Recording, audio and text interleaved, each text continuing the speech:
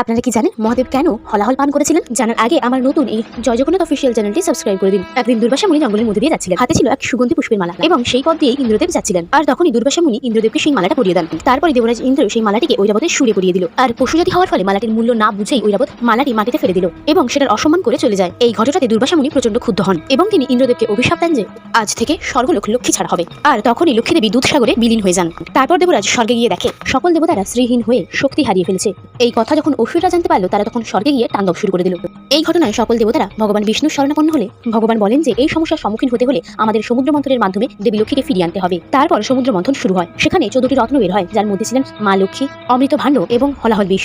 অমৃত ভাণ্ডের কথা জানতে পেরে অসুররাও এই সমুদ্র মন্থনে যোগ দেয়। সমুদ্র মন্থনে দেবতাদের মূল উদ্দেশ্য ছিল যে দেবী লক্ষ্মীকে দুধসাগর থেকে তুলে আনা। সবাইয়ের চেষ্টায় লক্ষ্মীকে তো পাওয়া গেল, কিন্তু তার সাথে উঠে এলো হলাহল, যা সমস্ত বিশ্বব্রহ্মাণ্ডের মানুষকে অসুস্থ করে দিল। আর এই বিশ্বব্রহ্মাণ্ডকে বিষের হাত থেকে রক্ষা করার জন্য মহাদেব নিজেই এই হলাহল বিষ পান করেন। হর হর মহাদেব।